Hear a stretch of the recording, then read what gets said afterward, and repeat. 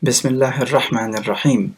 Still on the topic of the Mahr, which we were speaking about in the last track, the Mahr can be divided into three categories.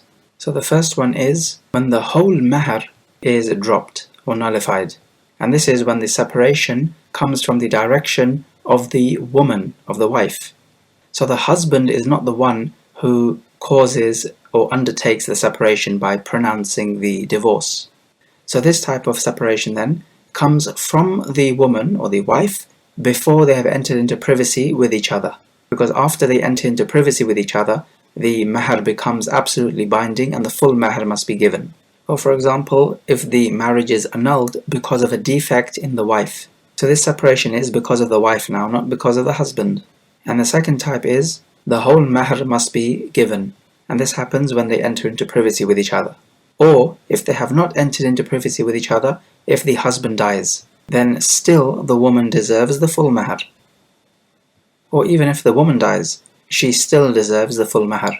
And so this mahr then must go into her wealth, which would then be inherited. And the third category is when a half of the mahr needs to be given, and this is when they are separated and both of them are alive, but this separation is before they enter into privacy with each other. And the one undertaking the separation is the husband, not the wife. And also the mahr has been stipulated for her. So if, for example, the mahr is stipulated in the contract as £1,000, so now they make the contract, but before entering into privacy with each other, the husband pronounces a divorce on the wife. So what this means now is that the wife is entitled to half of this mahr. So that would be £500 and not the full £1,000. The full £1,000 would only be in effect if they entered into privacy with each other. If in this case the mahr has not been stipulated, then she receives a gift on reasonable terms. And we already spoke about the issue that every divorced woman deserves a gift even if she has been given the mahr, and that this was the opinion of Shaykh al-Islam ibn Taymiyyah. And this is because the divorced woman could be emotionally broken and so therefore deserves a gift just to soothe her. One might argue here and say that what if the woman is very happy with the divorce and not emotionally broken? Does she now still deserve the gift? Well, if we look at the ayah of the Quran, وَلِلْمُطَلَّقَاتِ مَتَاعٌ بِالْمَعْرُوفِ حَقًّا عَلَى الْمُتَّقِينَ, the ayah is general, and so the illah which the ulama have come up with, which is to say that this is to soothe the emotions of the woman who has been divorced, then this illah, this justification, cannot make an exception to the generality of the ayah. And hence we say that even if it is the case that the woman is happy with the divorce, she still deserves the gift, because that is what the ayah teaches us and orders us to do. The evidence for the third category which we have mentioned in Surah Al-Baqarah, وَإِن طَلَّقْتُمُوهُنَّ مِن قَبْلِ أَن تَمَسُّوهُنَّ وَقَدْ فَرَضْتُمْ لَهُنَّ فَرِيضَةً فَنِصْفُ مَا فَرَضْتُمْ إِلَّا أَن يَعْفُونَ أَوْ يَعْفُوَ الَّذِي بِيَدِهِ عُقْدَةُ النِّكَاحِ. And if you divorce them, meaning you divorce the women, before you have touched them, meaning sexual intercourse, then in this case you will give them half of the mahr which you stipulated, unless it be the case that they overlook it, meaning the women overlook it and they don't even want half of it, in which case you can keep the whole of the mahr, or it be the case that the husband overlooks his share, so that he gives the whole mahr instead of giving half the mahr. So both in this case is permissible, because if you let go of your right, then you have the right to do that. However, note the ayah says, before you have touched them, meaning had intercourse with them. But in our ruling we said, before you enter into privacy with them. And so why is there a difference? There is a difference because this is how the companions understood it. Their opinion was that if you enter into privacy with them, then the full mahr becomes binding. So you could enter into privacy without having intercourse with them, and the full mahr becomes binding even if you did not have intercourse with them. And the Quran does talk about touching them, meaning having intercourse with them.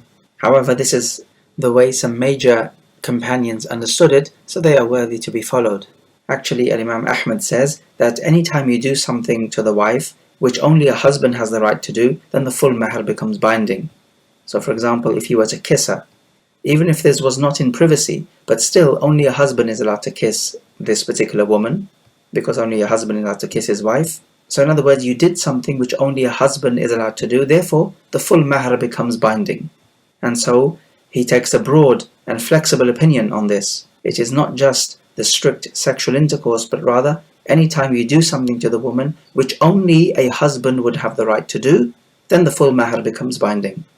And also from the differences in categories, when somebody invites you round to food at his place, then this could be divided up into 3 categories. Number 1, where it is wajib for you to attend. And this is the walima of the urs, the walima when 2 people get married. And even this obligation is subject to conditions.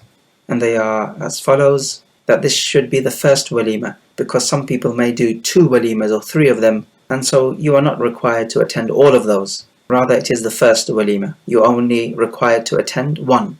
Condition number 2, that the one calling you is a Muslim. So, if a kafir then invites you, it is not wajib for you to attend. The 3rd condition, that this Muslim who has invited you, it is haram for you to abandon him.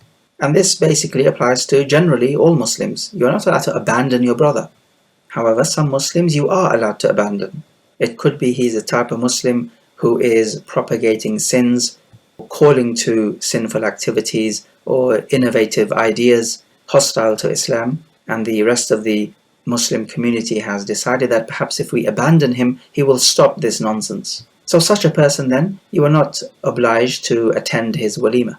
And it needs to be known that when it comes to hajr or abandonment, it needs to be seen like medicine. You don't just always take medicine. You only ever take medicine if it will prove to be beneficial and if it is needed. If the medicine will not prove to be beneficial, then you do not take it. So if abandoning him will not make a difference, then you don't abandon him. Or rather, it is obligatory upon you to at least say the salam, because when you say the salam, it means you have not abandoned him. But when you stop saying the salam even, it means you have abandoned him. When it comes to personal disputes which you have with someone else, and this can easily happen between 2 Muslims, they fall out with each other, and they abandon each other. The Prophet ﷺ said, okay, but you're not allowed to abandon him for more than 3 days. They meet each other, and this one turns away from him, and the other turns away from him. And the better of the 2 is the one who begins with the salam. This is how the Prophet said it. So 3 days is the limit when it comes to these personal fallouts. After that, the minimum you must do is to say the salam. But within these 3 days, you are allowed not to say the salam. Condition number 4, that he calls you specifically with your name. And it is not just a general invitation. Like, for example, the whole family is invited, or anyone from the family is invited, and you happen to be a member of this family, you don't particularly have to attend, you individually. But if he mentions you by name, then you do. Condition number 5, that in this walima there should not be anything munkar, which you are not able to change. Such things could be normally music and free mixing. The genders should be separated, and there must not be any music, because these 2 seem to be the most popular type of munkar in any walima. If you're able to change this, then you ought to attend to change it, because then you'll be enjoying the good, and this is what is required. Condition number 6, the wealth should be halal. If, for example, he is serving as food sheep or bread or the like, then if this food is stolen, you are not allowed to consume it, provided of course you know that this is stolen or usurped. But this appears to be less likely. What is more likely the case is that somebody who is a Muslim may have haram earnings, and from this earning he has bought the food for the walima. Now the food in and of itself is halal, as opposed to stolen food which is haram in and of itself. So if the food is halal in and of itself, you're allowed to eat it, and the sin of earning the haram is upon the one who earns the haram. As for if you yourself are eating the food which is halal, then you have done nothing wrong. So for example, we have the authentic hadith in which Barira was given some meat as sadaqah, and the wives of the Prophet were cooking this meat, and they did not want to give the Prophet this meat because the Prophet, we know, does not eat or consume any sadaqah. Gift, yes. Sadaqah, no. And that is a specific ruling for the Prophet, not for anyone else. And the Prophet ﷺ saw this meat, and when he saw that he was given some other food other than this meat, he asked why was this. He was told that this is sadaqah given to Barira, and the Prophet said, it is a sadaqah for her, but for us it is a gift from her. So if the Prophet was to eat this meat, he would be eating this meat as a gift. He would not be eating this meat as a sadaqah. So you see that the avenues are different. The avenue with which the meat is coming to the Prophet is halal. And so therefore this meat will be halal for the Prophet to eat. And so likewise with the walima case, yes, the person who is purchasing the food earns his money through the haram means, there's no doubt, so the sin is upon him. However, this food which is coming to you, which you are eating, is coming through a halal means. If somebody gives you food which is halal in and of itself, then it is halal for you to consume it.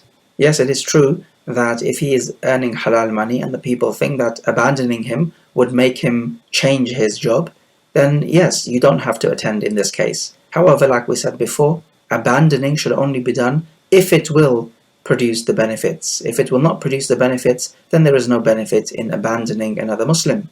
Condition number 7, that it should be the walima to urs, the marriage walima. And many scholars say that other types of invitation to food is not wajib to attend.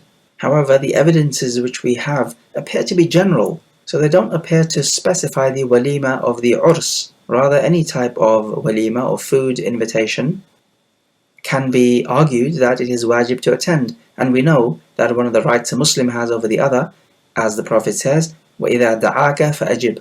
And when he calls you, then you answer this call. Now the walima of the urs, of the marriage, is not specified. It is any type of invitation. But anyway, the ulama, many of them, say that what is wajib is the marriage walima, not any other food invitation. Rather, the other types of invitation are recommended at best. Just because somebody has a right over you, it doesn't mean it is wajib. Sometimes it could be a right which is mustahab, other times it could be a right which is wajib. But anyway, that's the difference of opinion there. Condition number 8, that if you are called, there should not be any harm upon you in answering this call. So for example, if you are ill, there will be some harm upon you if you were to attend, because maybe in attending your illness may get worse, perhaps you need some rest. However, what if this invitation causes you not harm but annoyance? For example, he is always calling you, and if you were to always respond, this would be a waste of time. You could be doing other beneficial things. Now in a case like this, you can easily ask permission to be excused from the invitation. And generally, Muslims should remember that they don't want to cause inconvenience to others by always inviting them. Yes, once or twice, every so often is not a problem, but frequently doing this is certainly going to cause inconvenience, so they should bear that in mind. So in total, these are 8 conditions: that it should be the first walima, that he should be a Muslim, that it should be haram to abandon such a Muslim, that the food in and of itself should be halal or acquired in a halal way, should not be stolen or usurped, and that there should not be any munkar in the walima which you cannot change, and that you should be called by name specifically, and that it should be the walima of the urs, which is the bride and bridegroom, not just any invitation, and that in attending or answering this call, you should not be harmed in any way. Okay, so that was the first type of invitation, which is wajib to attend. The second type is the banquet, which is makruh to attend, and this is the banquet the family of the deceased give in honor of the deceased. They make some food which people come around and eat from. This is after a family member has passed away. Shaykh al-Sa'di rahimahullah says that this is makruh. However, the better opinion on this is that it is more likely to be haram because of the narration of Jarir ibn Abdullah in the Musnad of Imam Ahmad. He says that we used to consider people gathering together at the house of the family of the deceased and making food in a banquet style to be from a niyaha, which is when you wail impatiently over the deceased. It is something which women used to do often in the days of Jahiliyyah, and it is a major sin. It would often be accompanied by tearing of clothes and slapping the cheeks, all out of impatience. And it would also be accompanied by a nadab, which is when you call out the good qualities of the deceased in a specific particular fashion known in the Arabic language. It's when you add the waw and alif at the beginning. So it's wa, and then you mention his good qualities or characteristics which he had. So perhaps you say, oh, how brave he was, oh, how intelligent he was, and so on. Now, this is nadab, and it is from the calls of the Jahiliyyah. So anyway, the point is, if such a banquet is given the same ruling as the niyaha, then it has to be haram, no doubt. Makruh is far too easy. And then let's not forget all the money which is wasted as well. Such people who indulge in practices of this sort may use as their evidence authentically where the Prophet said, "Isna'u li ali Ja'fara ta'aman faqad atahum ma yashghuluhum." Make food for the family of Ja'far. This is after he died in the Battle of Mu'tah. Because there has come to them, meaning the family of Ja'far, something which will preoccupy them, meaning the news of Ja'far's death. Now there's no evidence in this hadith. The Prophet ﷺ ordered food to be made. He did not order people to gather around in a banquet. And also the reason for making this food is because the family of Ja'far may not be able to prepare the food for their own selves because they are so preoccupied mentally. So yes, we could say that if some people have a family member died, and this will preoccupy them, and then you decide to send them some food to save them time making food, then this is absolutely fine. And in this hadith there is clear-cut evidence for that. But that's not the same as saying you hold a banquet. And you will also find in some cultures some people holding a banquet 40 days after the death of a family member. And so they've created their own Eid, and without doubt this is haram and a reprehensible bid'ah. So that was the second type. And the third type, whatever is not in the first two categories, and in that case answering the call is mustahab, recommended, if you don't have any excuse not to attend. Notice the conditions of the obligation which we spoke about in the first category also apply to this category, so they will become the conditions for the recommendation. And also from the categories we can put divorce into categories. So we say that at-talaq can take different rulings. Number one, it is makruh. And this is if the divorce is given by the husband without any particular need to do so. And this is the standard ruling for the divorce, that it is makruh. Why is it makruh? Well, because with the divorce you lose out on the great benefit of the nikah contract. The talaq can be haram to give if you give this talaq in the period of menstruation of the wife. Most scholars here say that even though it is haram, it still counts as a divorce. And the other opinion, supported by Ibn Taymiyyah, is that it does not count as a divorce because it is done not in accordance with this matter of ours. Therefore it is to be rejected. So its presence is like its absence. However, we can say that if people take this matter lightly and are pronouncing divorce during the menstruation period of the wife, then we can punish them by taking a political measure similar to that which Umar ibn al-Khattab took, where people were divorcing their wife 3 times in one sitting. He said, look, we're going to implement it as 3 divorces, so that she now no longer is halal for him until she consummates a marriage with another man. So we could do something similar here, where if people are taking this issue lightly and are divorcing in the menstruation period, we say yes, this divorce will actually count. Otherwise, originally the proper ruling is that the divorce does not count because it did not take place in accordance with the matter of the Sharia. Therefore it is to be rejected. And we should know that Allah Jalla wa Ala can keep people in check using the Sultan where He does not use the Quran. So an example would be this: when people are divorcing their wives 3 times left, right and center without fearing Allah. So the Sultan can say, right, we're going to implement this on you as a political punishment. Now this is not from the Quran, but this is from the Sultan. And likewise, if people do not fear Allah and they are divorcing their wives in the menstruation period, even though in terms of the pure ruling the divorce does not count, however, as a political measure, if people are just taking this matter too lightly, then we could implement this on them as a political punishment. And there is no sin on the Sultan if he does this, because most scholars are of the opinion that a divorce during the menses does actually occur. And the same ruling also applies to if a man divorces his wife in a period of purity of hers, in which he has had intercourse with her. This type of divorce is haram. Rather, the divorce which is permissible is in a state of purity of the woman in which he has not had intercourse with her. What about a divorce in the nifas period? Well, here this is allowed, and it does not take the same ruling as a divorce in the menses, nor a divorce in a state of purity in which you have had intercourse. And this is because the nifas is not considered as part of the iddah period which the woman has to wait. Remember, she has to wait the iddah period of 3 menstrual cycles.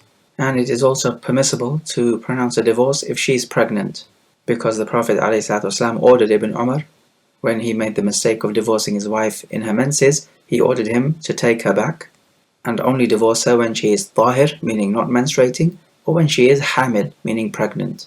Also, a haram type of divorce is to divorce your wife 3 times in one sitting. So these are the 3 types of haram divorces: in the menses, in the period of purity in which you have had intercourse, and 3 times in one sitting. The ruling of divorce can also be wajib for the mu'li, the one who takes an oath not to have intercourse with his wife for a period of 4 months or more. So after the 4 months, he is given an ultimatum: either you have intercourse with the wife or you divorce her.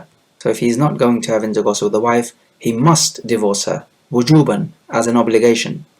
Or it could be obligatory to divorce the wife if she becomes a murtad, for example by abandoning the prayer entirely. Or for example, if the wife is not chaste, so she is a fornicator, and she has not repented. So she is the type of person who would fornicate with other men whilst she is married to the husband. And she does not repent from this either. Because if he keeps such a wife, then he himself would be a dayuth, which is a person who accepts his wife fornicating and finds nothing wrong with this. And a dayuth will not enter Jannah, as the hadith is well known on that. And we know it is not permissible for any Muslim man to marry a fornicating woman. So therefore it is not permissible to keep this marriage contract with a fornicating woman going. The talaq can be mustahab if it be the case that the wife is harmed with his company and she asks him to divorce her. Then it is mustahab for the husband to divorce the wife, because you have to remove harm, and here the wife is being harmed by being in the company of this particular husband. However, this does need to be for a good reason from the wife. So if she just has a fit of anger and she demands a divorce from the husband, then the husband need not respond, because this happens much. And if the husband was to respond in the affirmative, then we would have a divorce every other minute. No, but rather, this reason from the wife needs to be a long-lasting reason, that she is psychologically adversely affected by this particular marriage. So if it is a good, valid reason which the wife has, and she asks for a divorce because she's being harmed by this contract, then the husband should divorce the wife, and this type of divorce is recommended. Allah Jalla wa Ala says, وَإِن يَتَفَرَّقَا يُغْنِ اللَّهُ كُلًّا مِنْ سَعَتِهِ. And if they split up from each other, the husband and the wife, then Allah will enrich each of them from His bounty. And the 5th and final ruling on the divorce is mubah. This is the neutral one, neither makruh nor mustahab, neither haram nor wajib. And we say the divorce is mubah in the case of a haja or a need. So things are just not working between the two. Too many disagreements, too many arguments, they cannot agree on anything. They are clearly 2 different personalities which do not match, and things are simply not working out. In a case like this, we say yes, we are flexible. A talaq is simply mubah, it is permissible. So these are the 5 rulings of the talaq. They take all the possible 5 rulings. The muharram or the haram type of talaq, and we said that these are of 3 types. Then you have the makruh, and that's the asl on the talaq. Then you have the mubah, which is what we said in a case of a genuine need. Then we have mustahab, when the woman is being harmed and she asks for a divorce, and there must be a genuine, valid reason, and a genuine harm should afflict her with this marriage, of course. Not just asking for a divorce in a fit of rage, because this happens all the time. And then we have the wajib type of talaq, which is when if you did not divorce her, you would become a dayuth, or in the case of the ilah, or in the case of ridda of the wife. Actually, in the case of a ridda, where the woman becomes an apostate, or even if a man becomes an apostate, then the nikah contract is annulled, even without a divorce. So they are simply to be separated. Now, if one of them comes back to the deen, then they can return to each other without a new contract.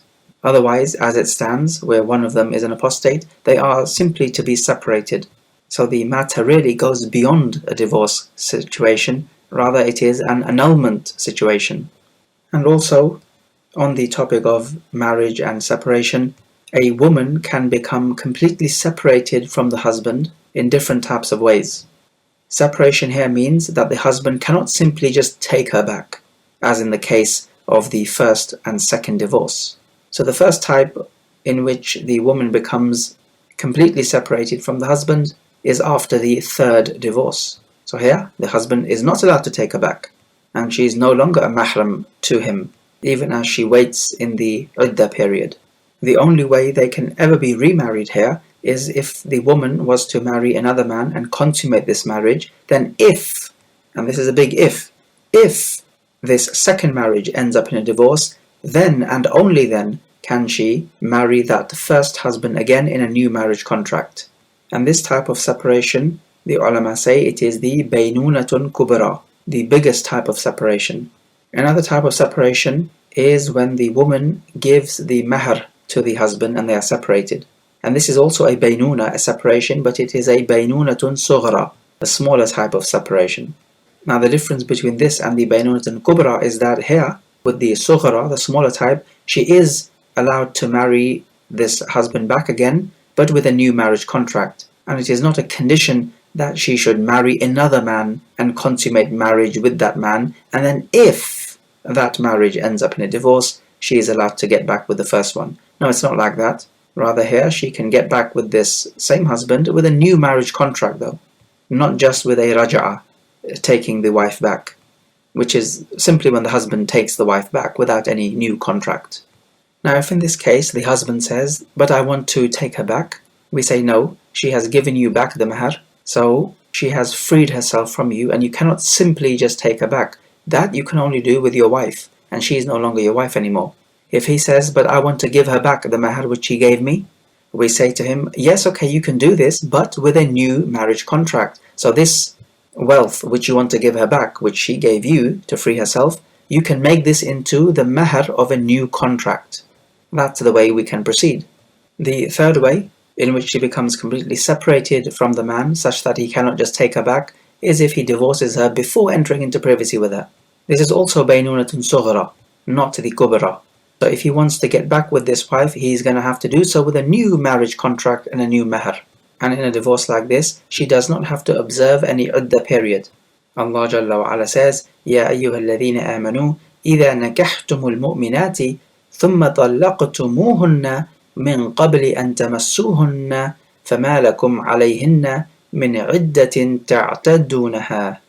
O believers, if you marry believing women and then you divorce them before you have touched them, meaning before the sexual intercourse, then they do not have to observe any iddah period. Now the Quran talks about touching them, meaning to say consummating the marriage with them with sexual intercourse, but the Khulafa ar-Rashidun had a broader understanding. They said that even if you enter into privacy with her, then this takes the same ruling as a sexual intercourse. And the fourth way is in a fasid nikah contract. The Hanbali ulama say that the fasid nikah contract is a nikah contract in which there is a difference of opinion amongst the scholars as to whether this is a valid contract or not. So, if the husband divorces his wife in a contract which he believes to be invalid, then she becomes completely separated from him. In that, he cannot just take her back, the raja'ah. As for if he divorces his wife in a contract which he believes to be valid, then he does have the right to take her back. So for example, if in the fiqh of this man, he believes that the nikah contract without witnesses is valid and he enters into such a contract and then he divorces his wife, then he does have the right to take her back, and she does not become separated from him completely. As for if he believed that such a contract is invalid, meaning without the witnesses, but he still entered into such a contract, and he would be sinful in that case. However, people commit sins, and he entered into such a contract because he saw it as a light matter. Then afterwards, he regretted and he divorced his wife. Then in such a case, she becomes separated completely, and he's not allowed to take her back. So notice this difference, because you cannot take back a wife in a contract which you believe is invalid. And the fifth way in which he becomes separated is if he divorces his wife in either the first or second divorce, and she completes her iddah period. Strictly speaking, this is not a talaq which is ba'in, which separates, because she has become separated after the divorce, not at the instance of the divorce. So you can see the difference there. But in any case, there's no doubt that if the iddah period finishes, then she is separated, and he cannot just take her back, but rather there needs to be a new marriage contract. The sixth way in which she becomes completely separated from him is if the marriage is annulled. It could be annulled because the husband finds a defect in the wife which he was not informed about, or vice versa. It could be annulled because one of the two parties does not keep to their conditions which they made in the marriage contract. For example, if the husband made a condition that he will not take a second wife, and then lo and behold he goes and takes a second wife, the first wife can annul the marriage contract. The point is, when the marriage is annulled, and not just a divorce, then she is separated from him completely and he is not allowed to just take her back. The only way they can get back is through a new marriage contract. And from the valid categories which we can make, the wives can be categorized into categories. The wife you need to spend on as a husband by way of obligation, and this would be every type of wife, or that type of wife which you have divorced in a revocable divorce, so that you can take her back during the period. She is also a wife, technically, and you have to spend on her. Or if, for example, she is divorced but she is pregnant, then absolutely you must spend on her as well, because you have to spend on your child. But you cannot spend on your child without actually spending on her, seeing as though she's pregnant with the child. Then we have the type of wife for whom you don't have to spend, and this would be the nashiz, or the wife who does not give her husband his due rights, and she is disobedient. So the husband does not need to spend on her, because the husband spending on her is in return for her obedience to him, and to give him his rights as the husband, and his rights as the person in authority. Then in return he spends on her, and this is the way it works in a nikah contract. So the nashiz does not need to be spent on. Also the wife who is divorced and is ba'in, so she's separated from the husband and the husband cannot take her back, the raj'ah, so he does not need to spend on this type of woman, as long as this type of woman is not pregnant. Remember what we said, if she's pregnant, the husband must spend on her because he must spend on his child. Likewise, if she is breastfeeding the child, she deserves her due wages for that, because she is breastfeeding the child for the husband, because the child belongs to the husband. Now the nikah contract has noticeable differences between other contracts, and from them that the nikah contract is done as an act of ibadah, whereas other contracts are not, because it is from the ibadah of Allah Jalla wa Ala that you keep yourself chaste. And also what the nikah contract makes permissible for you is to look at the woman you are proposing to, whereas ordinarily that would not be allowed, because you have to lower your gaze. And also, what is peculiar about the nikah contract is that the woman must have a wali, whereas if she undertakes a business transaction or some other contract, then she does not have to have a wali. Likewise, according to most scholars, there needs to be two just witnesses to this contract. As for the business contract, then you can do it as much as you want. As for the nikah contract, however, you cannot be married to more than 4 women at the same time. You are restricted in that way, whereas you're not restricted in this sense when it comes to business contracts. Also, for the nikah contract, one of the pillar is that you must have the ijab and qabul. The ijab from the wali of the woman, he says, I give you my daughter in marriage, and the qabul from the husband or the bridegroom, as it were, he says, I accept. This must be done verbally, whereas with the sales contract, you don't need to do this verbally. Sometimes you can conduct a sales contract not having spoken a word, as often happens in shops nowadays. But this shows the seriousness of the nikah contract. Now the ijab and qabul can also be done through writing as well, if need be, and that will take the same place as the verbal speech, and you have to have those two witnesses witnessing this ijab and qabul, of course. Also, what is vital is that the husband and the wife must be specified, so you know exactly who is being married, and this is from the seriousness and the gravity of the nikah contract, because a lot results from the nikah contract, much, in terms of who your mahram is, in terms of who is going to inherit from you, and so on. These are not light matters, so therefore we must take this contract more seriously than any other contract. Also, there needs to be a mahar as well, and that is an obligation on the husband. It does not have to be given at the time of the contract, it can be given later, it's just that it will be a debt upon him. The nikah contract, from its serious consequences, is that it makes certain people a mahram to you, and these are 4 types. If you are a man, then it would be the mother of your wife, and also the daughters of your wife, with whom you have entered into privacy with. If you have not entered into privacy with your wife, and she has a daughter from another man, of course, then you are allowed to marry this daughter as long as you have not entered into privacy. So you would have to divorce this current wife of yours, and then you're able to marry her daughter. As for if you've entered into privacy, then she becomes forever mahram to you. and the mother of your wife becomes forever mahram to you just by merely the contract. So notice this difference. It's a serious one. We can go the other way around as well. The father of the husband and the son of the husband are both haram for the wife of this husband. And this hurma is specific for the wife or specific for the husband, whichever way you want to look at it. So it will not apply to, for example, the brother of this wife or the brother of the husband. So this hurma is for the wife or the husband respectively, specifically. So for example, the man who is married to the woman, he has a son from another wife. And then he has his second wife. His second wife has her mother, of course. Now this mother is haram for our man in our scenario because she is the mother of his wife. However, the mother of this wife is not haram for the son of this man. Similarly, it is permissible for the father of this man to marry the daughter of this wife, as long as, of course, the daughter of this wife is not from the husband, because you're not allowed to marry your granddaughter. So when it comes to the usul and the furu' of the wife, then they are haram for the husband specifically, not for the son of the husband, and neither for the father of the husband, as long as the furu' of the wife are not from this particular husband. And two more categories: if you're a man, then your father's wife. You are never allowed to marry such a woman. And also your son's wife. And we're talking about your blood son, your genetic son. As for your breastfeeding son, there is a difference of opinion there. Most scholars say again, the same ruling applies. But in any case, the son from your own loins, his wife you are never allowed to marry. So herein you have four types of women from the relationship of the marriage. This is the musahara. You are never allowed to marry. In three of these categories, these women become permanently haram for you to marry from the mere contract of the marriage, except for one, and that is what we have said, the daughter of your wife, as long as you have not entered into privacy with her. So she does not become haram merely through the contract of the marriage. Notice this significant difference. Okay, what about the sister of your wife? Well, certainly she is haram for you to marry as long as you're married to your wife, but she becomes halal for you to marry if you've divorced your current wife.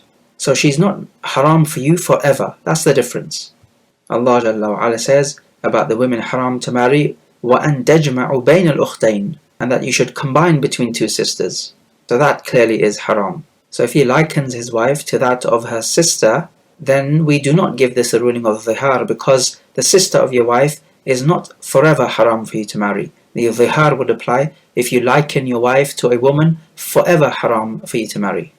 Now we know that when a man dies, his wealth is inherited. In the days of Jahiliyyah, they would even inherit the wife of a man.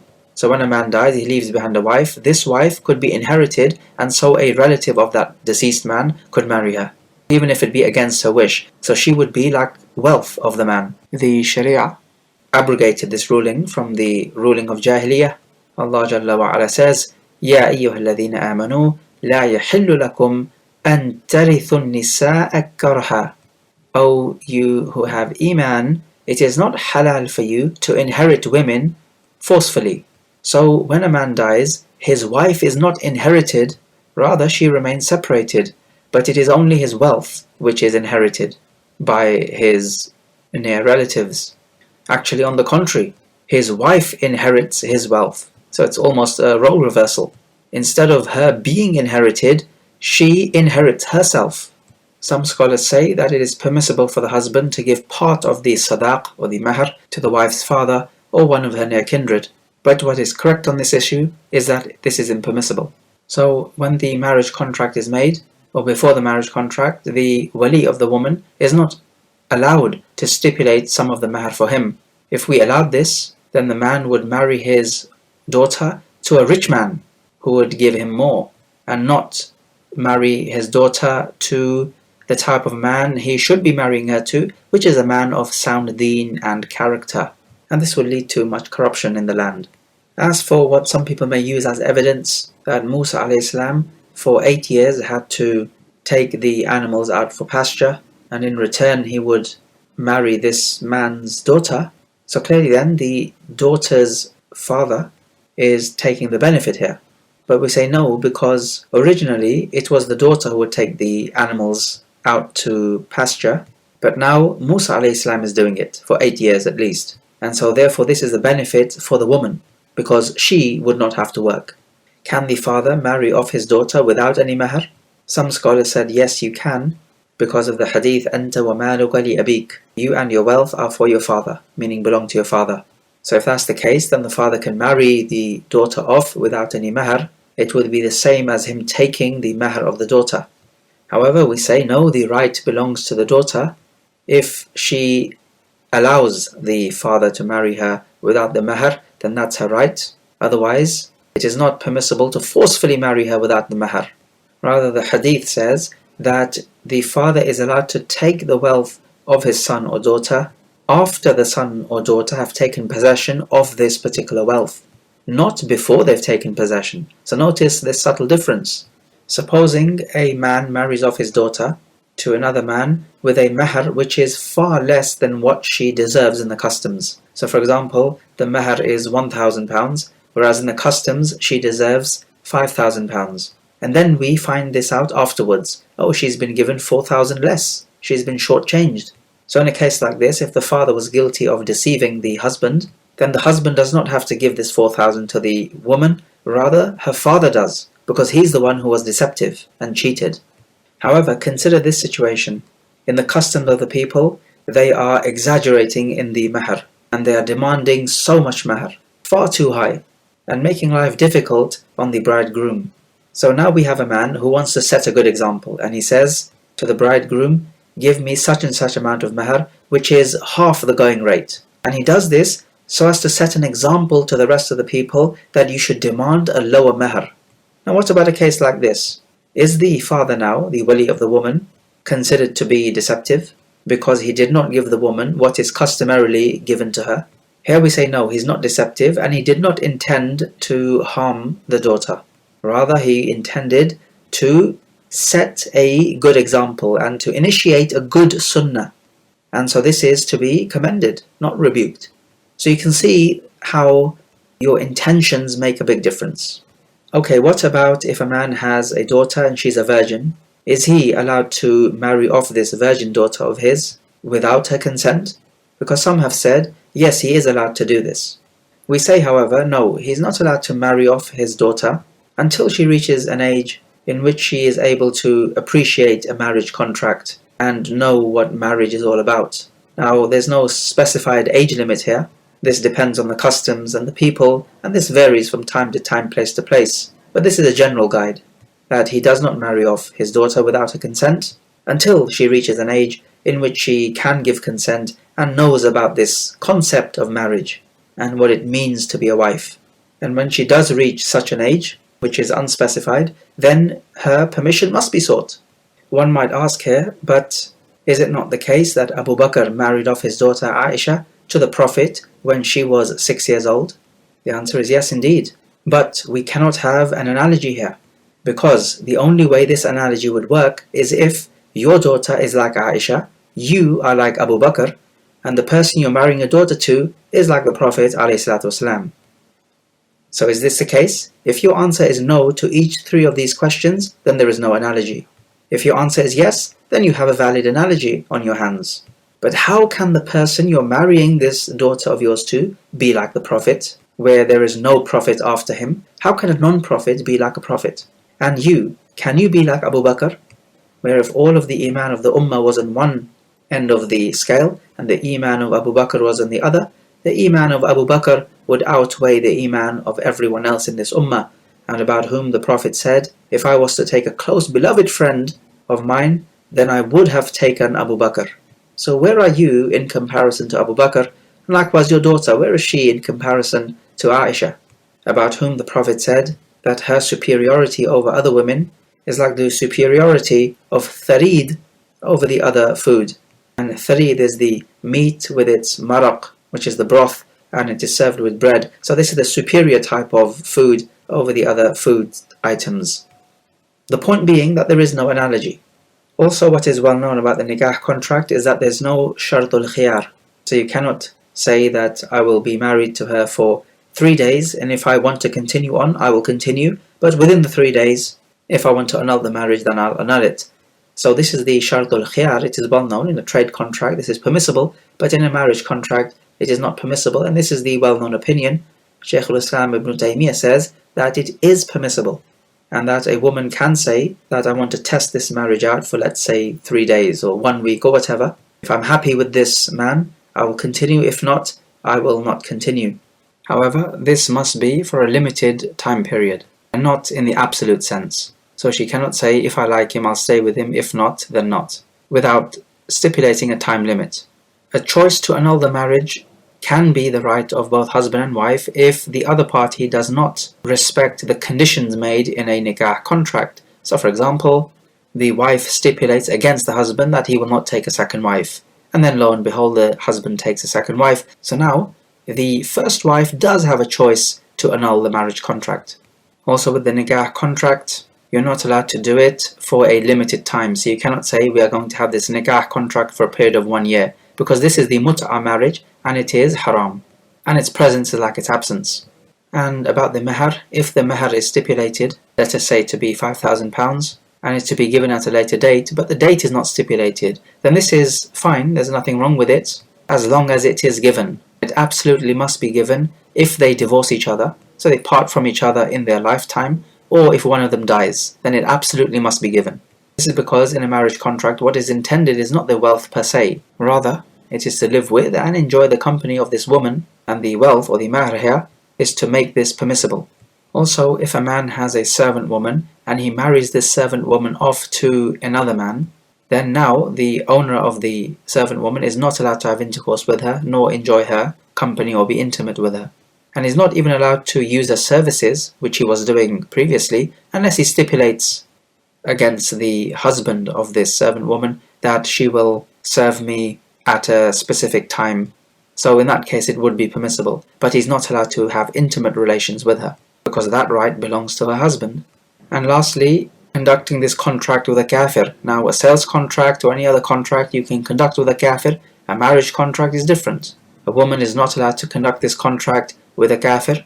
However, a Muslim man is allowed to conduct this contract with a chaste Jewish or Christian woman. As for a Muslim woman who turns Christian or turns Jew, then you're not allowed to enter into this marriage contract with her, because she is a murtad and not an actual Christian as far as the Sharia is concerned. Let us take a few review questions. Question number 1. The mahr can be dropped. Give the 3 types of situations where the mahr can be dropped. Question number 2. Accepting somebody's invitation to the walima is wajib subject to 8 conditions which we mentioned. Recall them. Question number 3. The wali of the woman marries off the woman with a mahr that is considerably less than the going rate. Is this allowed? Give the detail to this answer with respects to the intention of the wali.